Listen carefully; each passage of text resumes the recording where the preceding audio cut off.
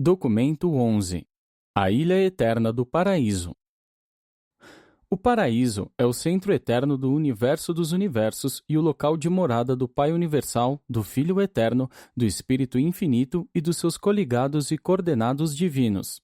Esta ilha central é o corpo organizado mais gigantesco de realidade cósmica em todo o universo mestre. O Paraíso é uma esfera material, bem como uma morada espiritual. Toda a criação inteligente do Pai Universal é domiciliada em moradas materiais. Portanto, o centro de controle absoluto deve também ser material, físico. E, novamente, deve ser reiterado que as coisas do espírito e os seres espirituais são reais. A beleza material do paraíso consiste na magnificência da sua perfeição física. A grandiosidade da Ilha de Deus é demonstrada nas realizações intelectuais esplêndidas e no desenvolvimento da mente dos seus habitantes. A glória da Ilha Central é manifestada no dom infinito da personalidade espiritual divina, a luz da vida. A profundidade da beleza espiritual e as maravilhas desse magnífico conjunto estão além da compreensão da mente finita das criaturas materiais. A glória e o esplendor espiritual da morada divina são inacessíveis à compreensão dos mortais. O paraíso existe desde a eternidade. Não há registros nem tradições a respeito da origem dessa ilha, núcleo de luz e vida. 1. A residência divina. O paraíso serve a muitos propósitos na administração dos reinos universais. Para os seres criaturas, contudo, ele existe primordialmente como local de morada da deidade. A presença pessoal do Pai Universal é residente no centro exato da superfície superior dessa morada, quase circular, mas não esférica, das deidades. Essa presença do Pai Universal no paraíso é envolvida, total e diretamente, pela presença pessoal do Filho Eterno, ao mesmo tempo em que são ambos revestidos pela glória indescritível do Espírito Infinito. Deus habita, tem habitado e para sempre irá habitar nessa mesma morada central e eterna. Nós o temos sempre encontrado e sempre o encontraremos lá. O Pai Universal é cosmicamente focalizado, espiritualmente personalizado e geograficamente residente nesse centro do universo dos universos. Todos sabemos qual é o caminho direto a percorrer para encontrar o Pai Universal. Vós não sois capazes de compreender muito sobre a residência divina por sua distância de vós e pela imensidão do espaço que vos separa dela. No entanto, aqueles que são capazes de compreender o significado dessas distâncias enormes conhecem a localização e a residência de Deus, tal como vós, certa e literalmente, sabeis a localização de Nova York, Londres, Roma ou Singapura, cidades definidas e geograficamente localizadas em Urântia. Se fosseis navegadores inteligentes, equipados com uma nave, mapas e bússolas, vós iríeis achar essas cidades prontamente.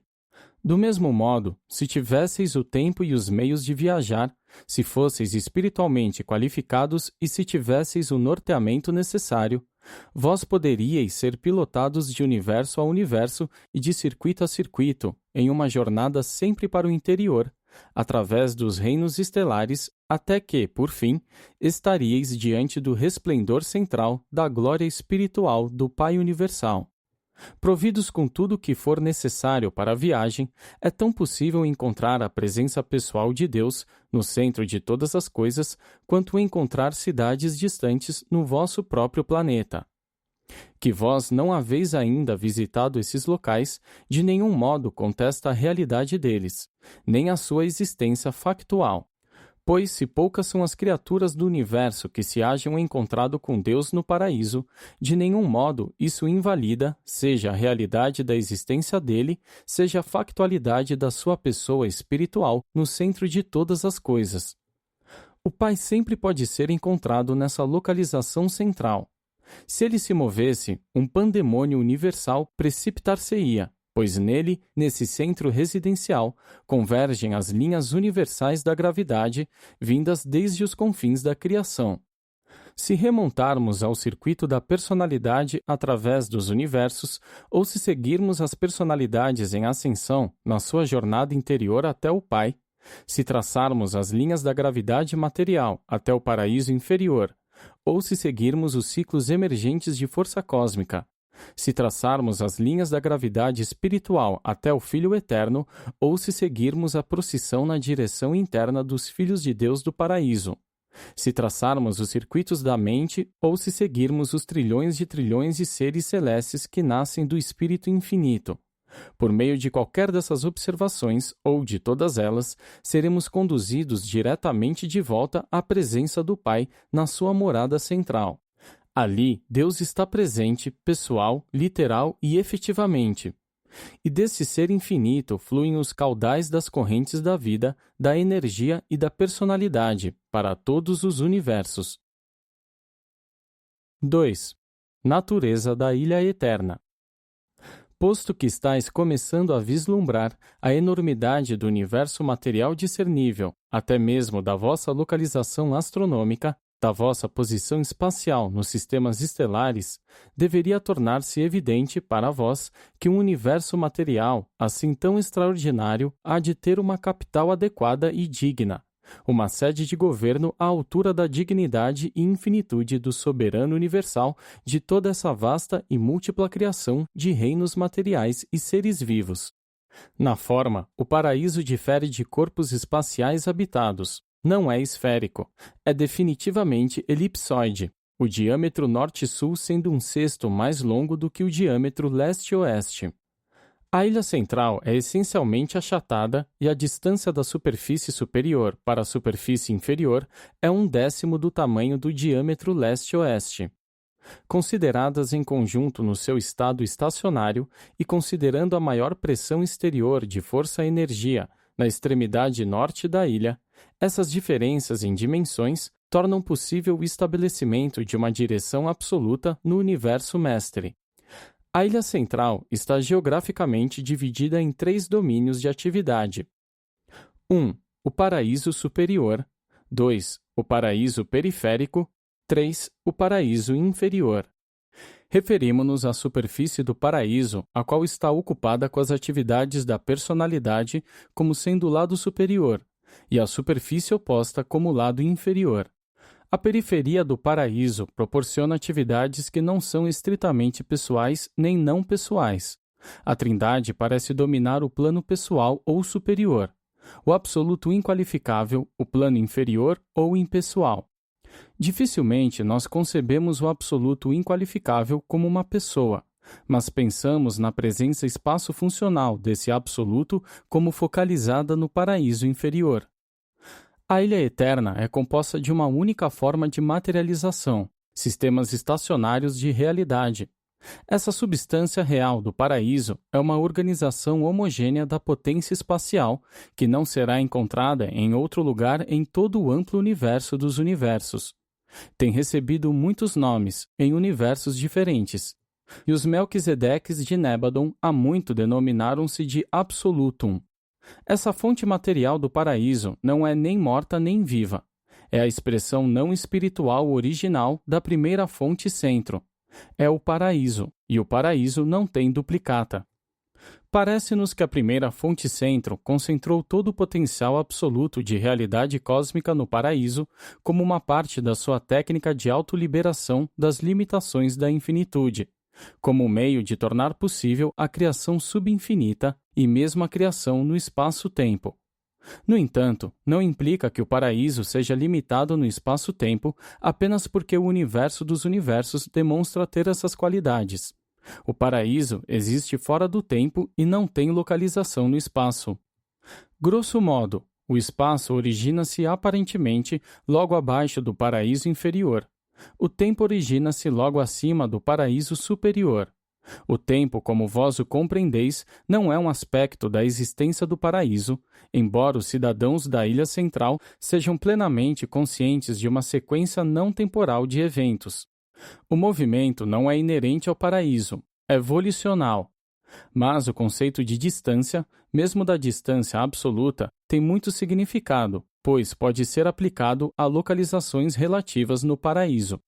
O paraíso é não espacial. Consequentemente, as suas áreas são absolutas e, portanto, se prestam ao serviço de muitos modos além dos que concebe a mente mortal. 3. O paraíso superior. No paraíso superior, há 3 esferas grandiosas de atividades: a da presença da deidade, a da esfera santíssima e a área santa. A vasta região adjacente que rodeia a presença das deidades é separada como a esfera santíssima e reservada às funções da adoração, trinitarização e realizações espirituais elevadas. Não há estruturas materiais nem criações puramente intelectuais nessa zona, pois essas não poderiam existir ali. É inútil que eu assuma fazer a descrição, para a mente humana, da natureza divina e da magnitude esplendorosa da esfera santíssima do paraíso. Esse domínio é completamente espiritual e vós sois materiais, quase completamente. Uma realidade puramente espiritual é, para um ser puramente material, aparentemente não existente. Se bem que não haja materializações físicas na área do Santíssimo, há abundantes recordações dos vossos dias materiais nos setores da área santa e mais ainda nas áreas de reminiscências históricas do paraíso periférico. A área santa, a região exterior ou residencial, é dividida em 7 zonas concêntricas. O paraíso, algumas vezes, é chamado a casa do Pai, posto que é a residência eterna dele. E essas 7 zonas são muitas vezes designadas como as mansões do Pai do Paraíso. A primeira zona, ou a zona interna, é ocupada por cidadãos do Paraíso e por nativos de Avona, que podem estar morando no Paraíso. A próxima, a segunda zona, é a área residencial dos nativos dos 7 superuniversos do tempo e do espaço. Essa segunda zona é subdividida parcialmente em 7 imensas divisões, que são os lares no paraíso dos seres espirituais e das criaturas ascendentes que provêm dos universos de progressão evolucionária. Cada um desses setores é dedicado exclusivamente ao bem-estar e ao avanço das personalidades de um único superuniverso. Mas essas instalações são quase infinitamente maiores do que o necessário, atualmente, aos 7 superuniversos. Cada um dos 7 setores do paraíso é subdividido em unidades residenciais apropriadas ao alojamento sede de 1 bilhão de grupos de trabalho separados de indivíduos glorificados. Dessas unidades, 1000 constituem uma divisão, 100.000 divisões são uma congregação, 10 milhões de congregações constituem uma assembleia, 1 bilhão de assembleias constitui uma grande unidade, e essa série ascendente continua até uma segunda grande unidade e até a terceira, e assim por diante, até a 7ª grande unidade. E 7 das grandes unidades perfazem uma unidade mestra, e 7 dessas unidades mestras constituem uma unidade superior. E assim, em agrupamentos de 7, as séries ascendentes expandem-se de uma unidade superior a uma unidade supra-superior, a celeste, a supra-celeste, indo até as unidades supremas. Mas, ainda assim, isso não ocupa todo o espaço disponível. Esse número assombroso de designações residenciais no paraíso, um número para além dos vossos conceitos, ocupa consideravelmente menos do que 1% da área designada para a Terra Santa. Há ainda muito espaço para aqueles que estão no caminho até o seu interior, mesmo para aqueles que só iniciarão a escalada ao paraíso em tempos no futuro eterno. 4. O paraíso periférico. A ilha central termina abruptamente na periferia, mas o seu tamanho é tão enorme que esse ângulo terminal é relativamente indiscernível de dentro de qualquer área circunscrita. A superfície periférica do paraíso é ocupada, em parte, pelos campos de embarque e desembarque de vários grupos de personalidades espirituais, posto que as zonas espaciais não ocupadas quase alcançam a periferia. Todo o transporte das personalidades destinadas ao paraíso aterrissa nessas regiões. Nem o paraíso superior, nem o inferior são acessíveis aos superafins de transporte ou a outros tipos de cruzadores do espaço. Os 7 espíritos mestres têm os seus assentos pessoais de poder e autoridade nas 7 esferas do espírito, que giram ao redor do paraíso, no espaço entre os orbes resplandecentes do Filho e o circuito interno dos mundos de Avona, e eles mantêm sedes centrais de focalização de força na periferia do paraíso. Ali, as presenças dos 7 diretores supremos de potência, circulando lentamente, indicam o local das 7 estações de onde algumas energias saem como clarões na direção dos 7 superuniversos. Ali no paraíso periférico estão as áreas enormes de exposição histórica e profética destinadas aos filhos criadores, dedicadas aos universos locais do tempo e do espaço. Existem 7 trilhões dessas reservas históricas já estabelecidas ou reservadas, mas todos esses dispositivos ocupam apenas cerca de 4% da porção da área periférica destinada a esse fim. Inferimos que essas vastas reservas pertencem a criações a serem situadas, em algum momento, para além dos limites dos 7 superuniversos presentemente conhecidos e habitados. A porção do paraíso que foi designada para o uso dos universos existentes está ocupada apenas na proporção de 1 a 4%, enquanto toda a área destinada a essas atividades é pelo menos 1 milhão de vezes aquela que atualmente se faz necessária para tais propósitos.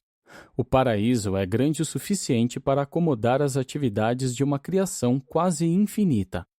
Mas qualquer outra tentativa de visualizar para vós as glórias do paraíso seria inútil.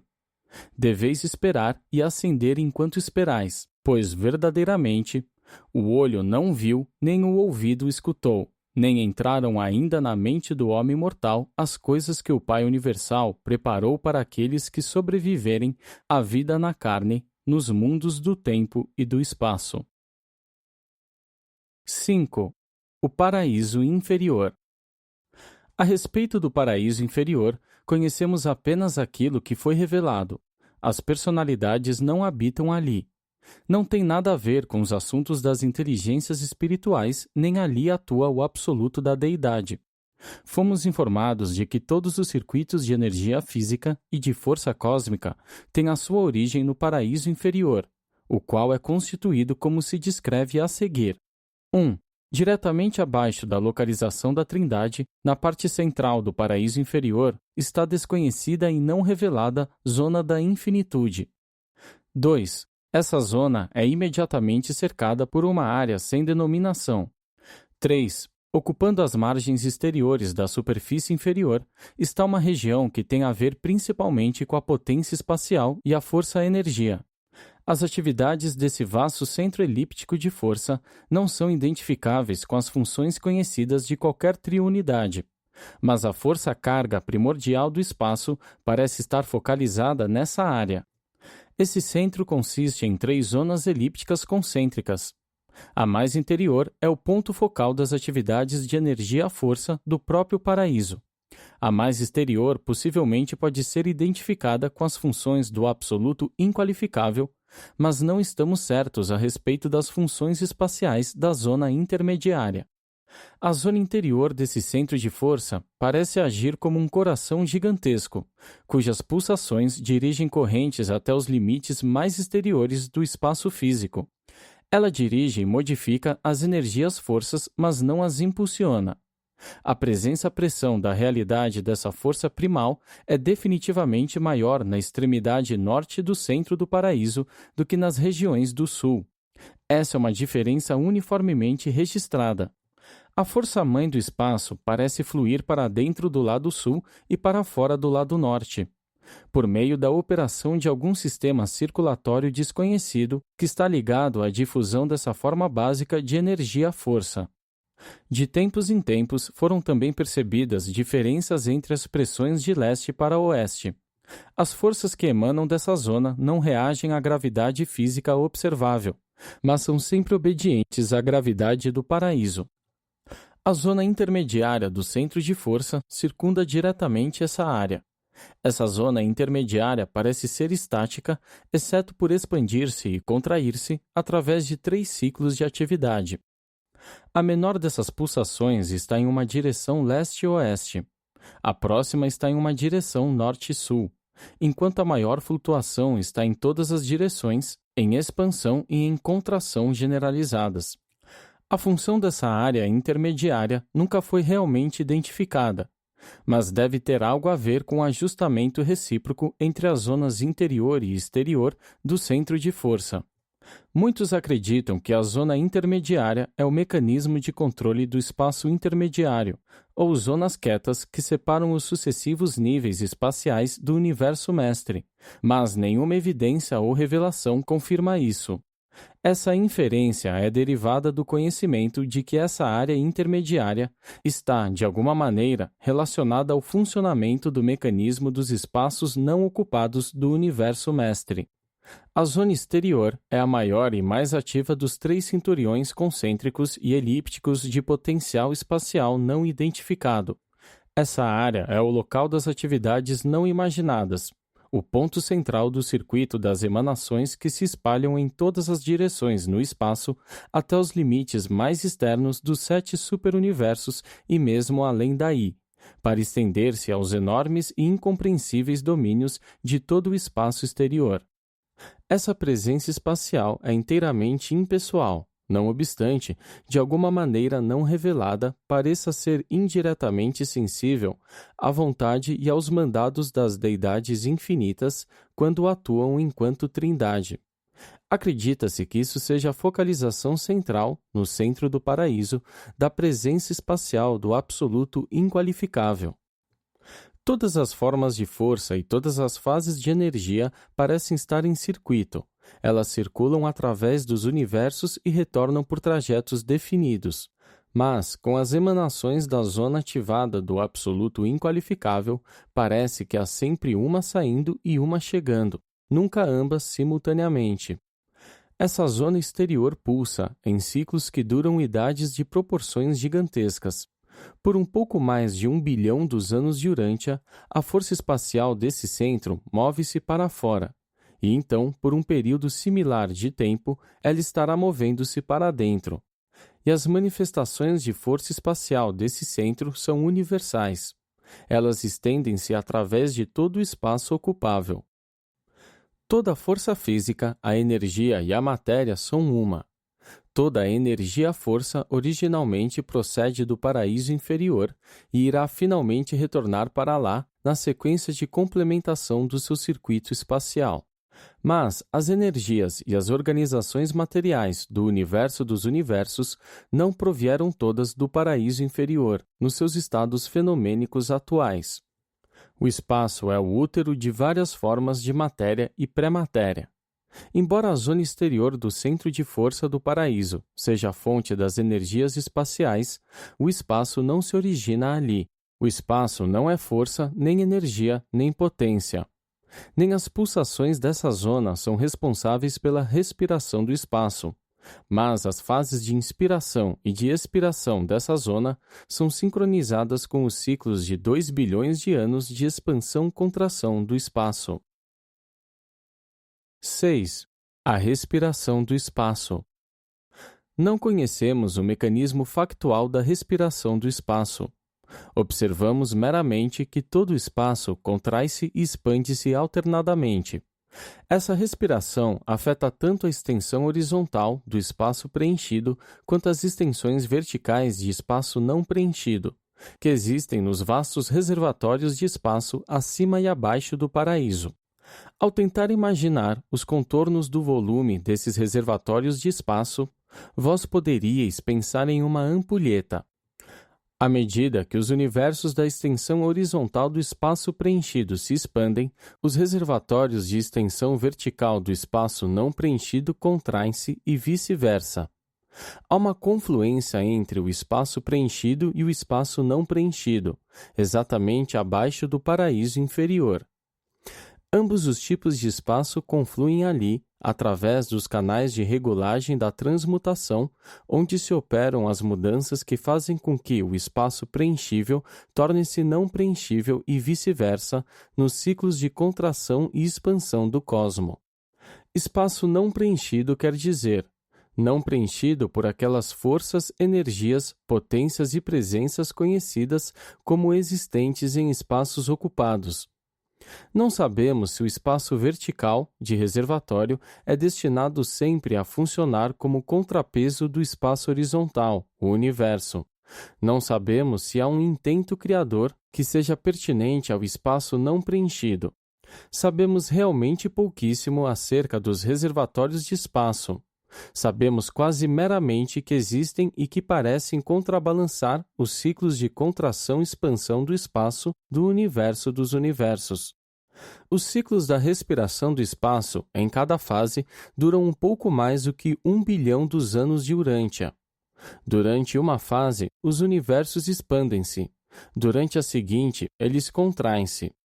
O espaço preenchido atualmente aproxima-se do ponto médio da fase de expansão, enquanto o espaço não preenchido aproxima-se do ponto médio da fase de contração.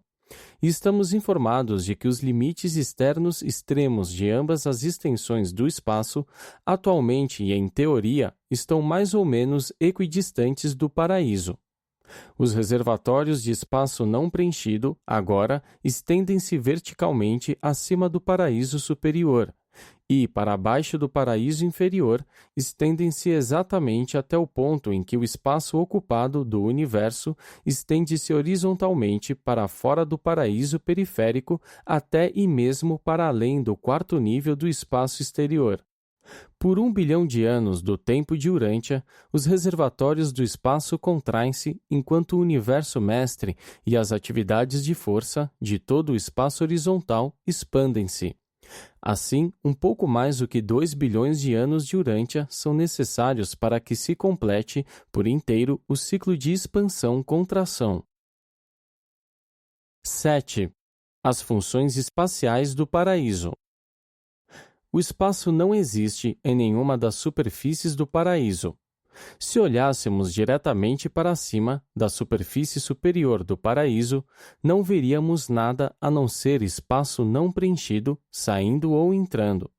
No momento presente, está entrando. O espaço não toca o paraíso. Apenas as zonas de espaço intermediário quiescentes entram em contato com a ilha central. O paraíso é o núcleo efetivamente imóvel das zonas relativamente serenas ou quietas que existem entre o espaço preenchido e o espaço não ocupado. Geograficamente, essas zonas parecem ser uma extensão relativa do paraíso, mas provavelmente há algum movimento nelas. Sabemos pouco a respeito delas, mas observamos que essas zonas de movimento espacial mais reduzido estão separando o espaço preenchido do não preenchido. Zonas similares já existiram, certa vez, entre os níveis do espaço preenchido, mas essas zonas agora estão menos quiescentes.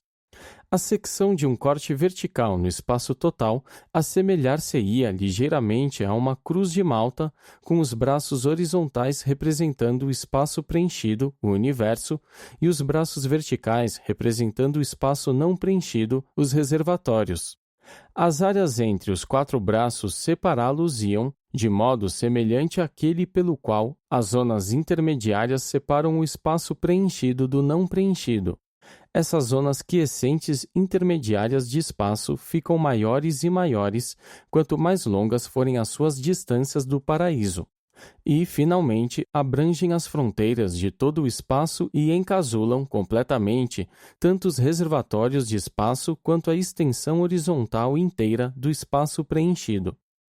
O espaço não é nem uma condição subabsoluta, dentro do absoluto inqualificável, nem a presença desse absoluto, assim como não é uma função do último. É uma dádiva do paraíso, e o espaço do grande universo e o de todas as regiões exteriores acredita-se estarem, na verdade, preenchidos pela potência do espaço ancestral do absoluto inqualificável. Até próximo ao paraíso periférico, esse espaço preenchido estende-se horizontalmente para o exterior, através do 4º nível espacial e para além da periferia do universo mestre, mas não sabemos o quanto mais para o exterior. Se imaginardes um plano finito, mas inconcebivelmente grande, em forma de V, formando ângulos retos tanto com a superfície superior do paraíso quanto com a superfície inferior, tendo seu vértice quase tangente ao paraíso periférico, e se então visualizardes esse plano em revolução elíptica em torno do paraíso, a sua rotação iria grosseiramente delinear o volume do espaço preenchido. Há um limite superior e um limite inferior para o espaço horizontal, com referência a qualquer locação dada nos universos. Caso se pudesse ir longe o suficiente, em ângulos retos com o plano de Orvonton, tanto para cima quanto para baixo, poder-se-ia encontrar, afinal, o limite superior ou inferior do espaço preenchido. Dentro das dimensões conhecidas do universo mestre, esses limites afastam-se um do outro mais e mais à medida que se distanciam do paraíso. O espaço torna-se espesso, e torna-se espesso um pouco mais rapidamente do que o faz o plano da criação, os universos. As zonas relativamente quietas entre os níveis espaciais, tal como a que separa os 7 superuniversos do primeiro nível do espaço exterior, são regiões elípticas enormes, de atividades espaciais quiescentes. Essas zonas separam as vastas galáxias que giram em volta do paraíso em uma procissão ordenada. Vós podeis visualizar o primeiro nível do espaço exterior, onde universos irrevelados estão agora em processo de formação como uma vasta procissão de galáxias girando em volta do paraíso, limitadas por cima e por baixo pelas zonas do interespaço em quiescência e limitadas nas suas margens interna e externa por zonas relativamente tranquilas de espaço.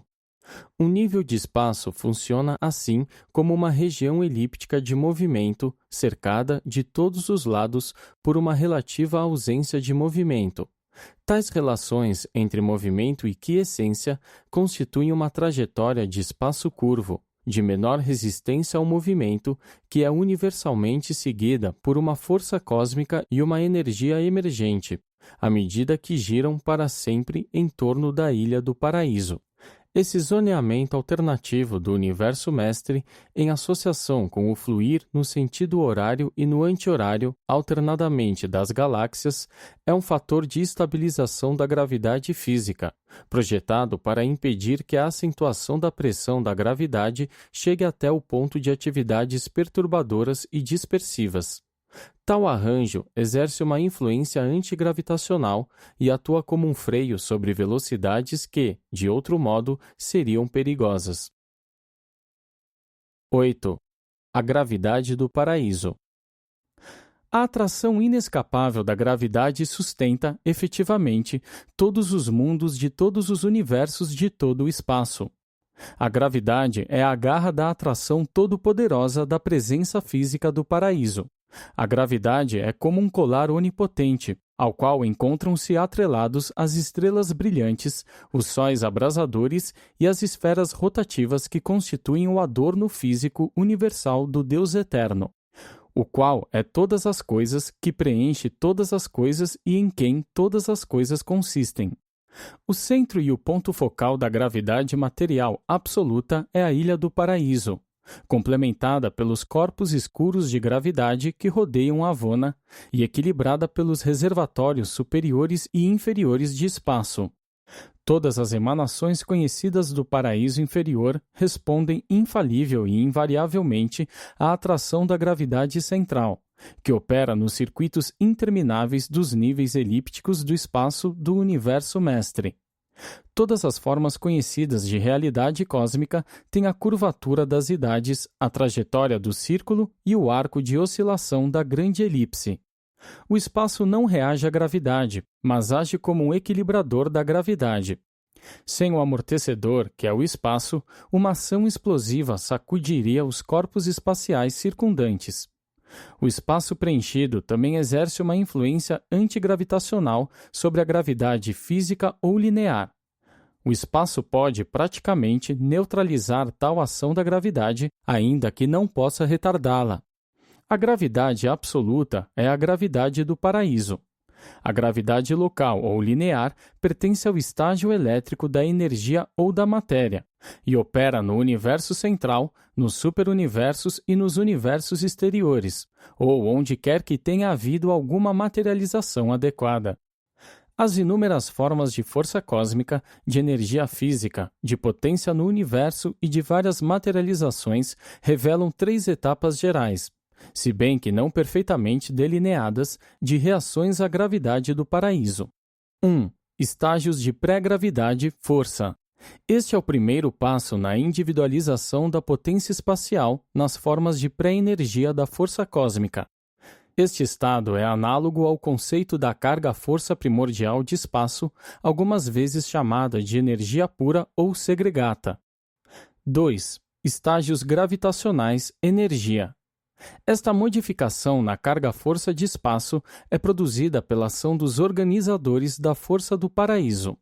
Ela assinala o aparecimento de sistemas de energia sensíveis ao impulso da gravidade do paraíso.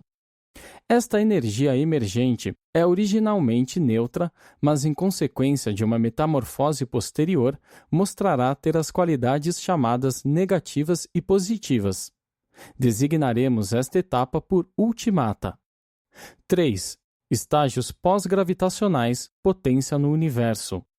Nesta etapa, a matéria-energia revela uma resposta ao controle da gravidade linear. No universo central, esses sistemas físicos são organizações tríplices, conhecidas como triata. Elas são os sistemas-mãe de superpotência das criações do tempo e do espaço. Os sistemas físicos do superuniverso são mobilizados pelos diretores de potência do universo e pelos seus colaboradores.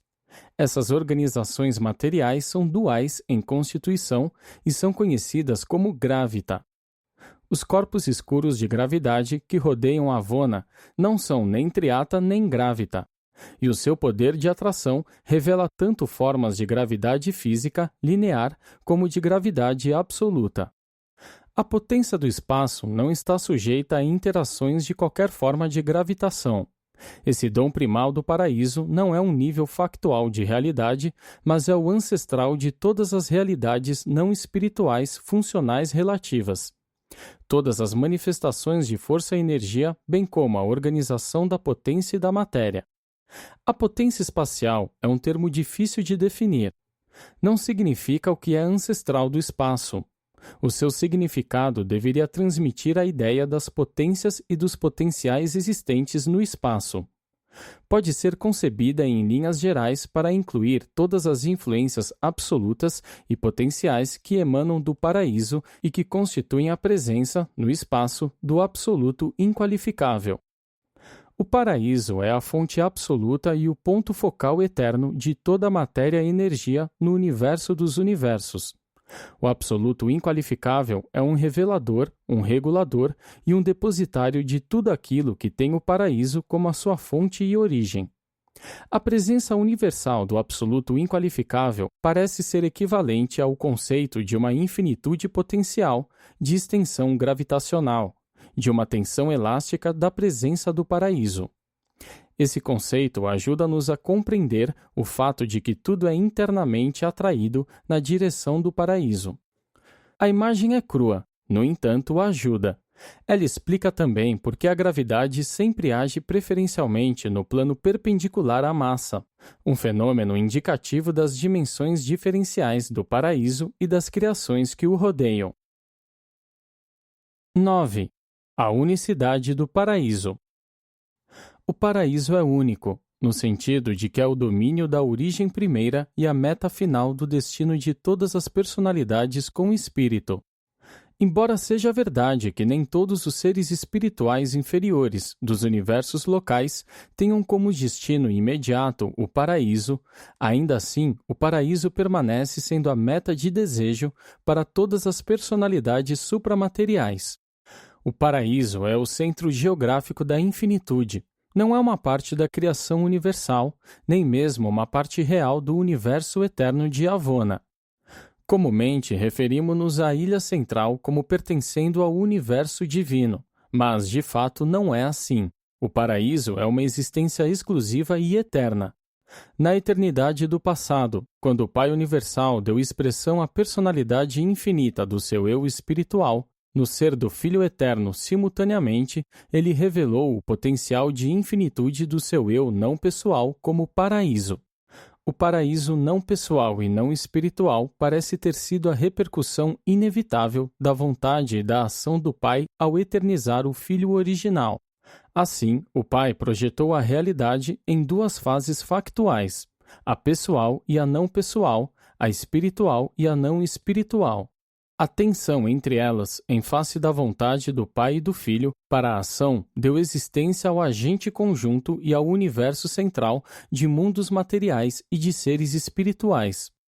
Quando a realidade é diferenciada em pessoal e não pessoal, o Filho Eterno e o Paraíso, dificilmente é adequado chamar aquilo que é não pessoal de deidade, a menos que de alguma forma seja qualificado assim. As repercussões materiais e de energia dos atos da deidade dificilmente podem ser chamados de deidade. A deidade pode causar muito daquilo que não é deidade, e o paraíso não é uma deidade, nem é consciente do modo como um homem mortal poderia chegar a entender esse termo. O paraíso não é o ancestral de nenhum ser ou entidade vivente, não é um criador.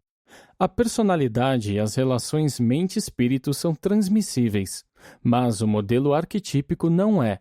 Os modelos nunca são reflexos, são duplicações, reproduções. O paraíso é o absoluto dos arquétipos ou modelos. Avona é uma exposição factual desses potenciais. A residência de Deus é central e eterna, gloriosa e ideal. A sua casa é o modelo formoso para todas as sedes de mundos do universo, e o universo central da sua morada direta é o arquétipo de todos os universos nos seus ideais, organização e destinação última. O paraíso é a sede universal de todas as atividades da personalidade e o centro-fonte de todas as manifestações de espaço-força e de energia. Tudo aquilo que foi, que agora é, ou que ainda será, veio e está vindo, ou virá desse lugar central de morada dos deuses eternos.